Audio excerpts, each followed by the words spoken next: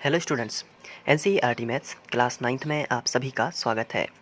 आज हम लोग प्रश्नावली 1.5 को स्टार्ट करेंगे और जिसका पहला प्रश्न हमें दिया गया है, बताइए नीचे दी गई संख्याओं में कौन कौन परिमेय हैं और कौन कौन अपरिमेय हैं। तो इसके पहले हम परिमेय और अपरिमेय को थोड़ा समझ लेंगे। सबसे पहले बात यदि करें हम परिमेय संख्याओं की, तो परिमेय संख्याएँ जैसे कि आप लोगों ने देखा होगा जिन्हें हम p/q के रूप में भी बोलते हैं। p/q यानी कि अंश बटे हर के रूप में रेशनल नंबर कहलाती हैं, जैसे कि 2/5। तो इसमें अंश भी है और इसमें हर भी है, तो ये कौन सी संख्या होगी? परिमेय संख्या।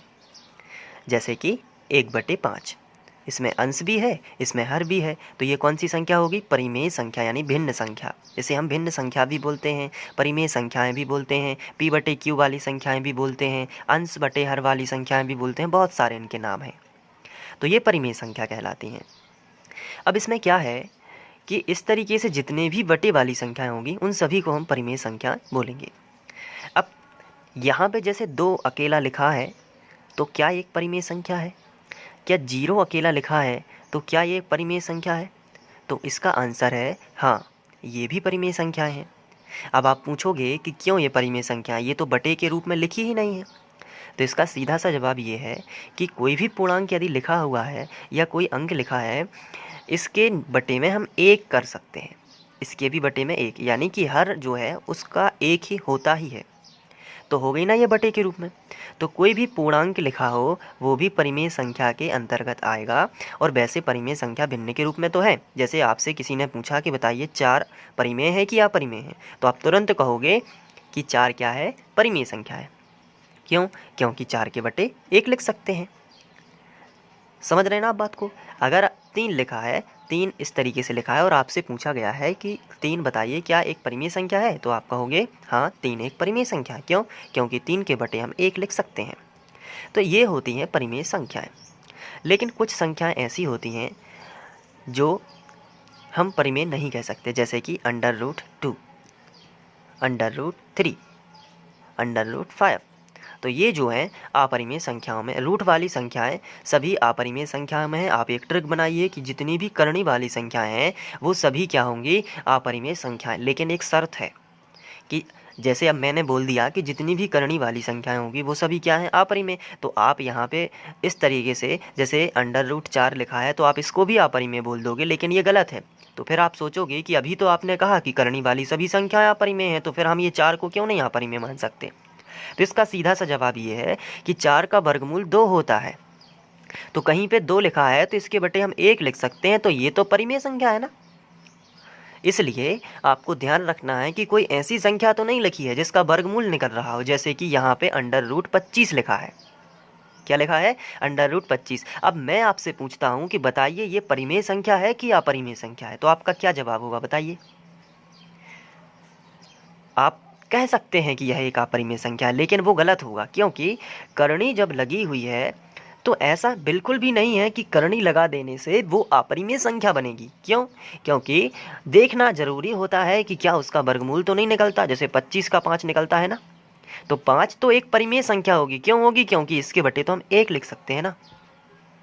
इस तरीके से आपको समझना। लेकिन अगर √23 लिखा है, ये समझिए आप, तो इसका कोई भी वर्गमूल नहीं निकलता, तो ये क्या होगी? एक अपरिमेय संख्या ही होगी।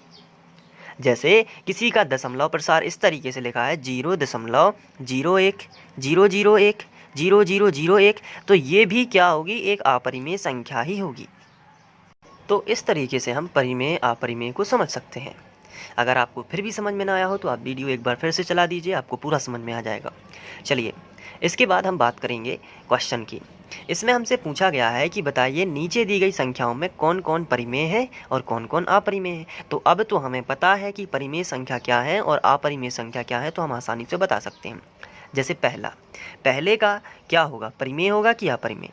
तो आप देखोगे कि ये जो संख्या दी गई है 2 - करणी 5, करणी 5 है, इसका तो वर्गमूल निकलता नहीं है। तो अब ये अपरिमेय है, तो ये पूरी संख्या क्या हो जाएगी? अपरिमेय। इसमें से कोई भी एक करणी नहीं होनी चाहिए जिनका वर्गमूल नहीं निकलता है। तो पहला क्या हो जाएगा? अपरिमेय। क्यों? क्योंकि उसमें √5 है। तो पहली संख्या जो है वो एक अपरिमेय संख्या है। चलिए सेकंड बताइए, सेकंड क्या होगा? इसमें जो दिया गया है उसको ध्यान से देखना है। जैसे कि संख्या हमें दी गई है 3 प्लस √23 माइनस √23। यदि कोष्टक को हटा दें, क्योंकि यहाँ पे माइनस लगा है तो कोष्टक का कोई आवश्यकता नहीं है, तो यहाँ से प्लस का 23 और माइनस का 23 जो अंडर रूट में है वो कैंसिल होगा, तो आपको क्या प्राप्त होने वाला है, तो 3 प्राप्त होगा। तो 3 अब आपको बताना है कि क्या ये परिमेय है कि अपरिमेय। बताइए आप, क्या परिमेय है कि अपरिमेय है।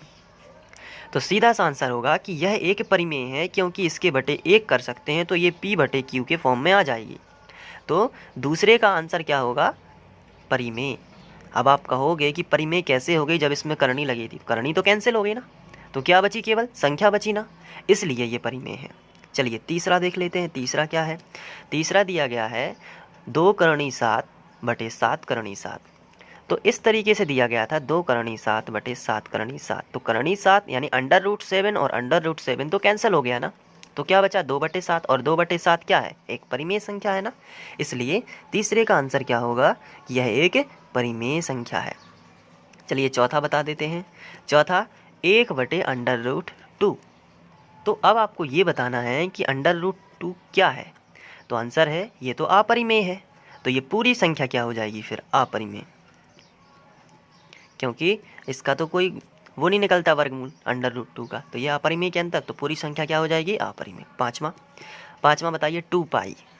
तो यहाँ पे एक बात और नोटिस करने वाली है कि जो पाई है ये अपरिमेय संख्या है। क्या है ये, अपरिमेय।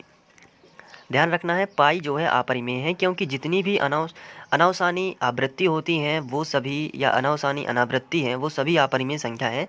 तो इसका जो मान होता है वो अनावसानी अनावृत्ति होता है, इसलिए हम जो पाई का मान बहुत ज़्यादा होता है दशमलव के बाद, तो ये अशांत दशमलव जैसा है समझ लीजिए, तो अपरिमेय संख्या, इसलिए ये क्या है, ये भी पाई जब भी दिखे आपको तो वो अपरिमेय संख्या के अंतर्गत ही आएगा, इस तरीके से।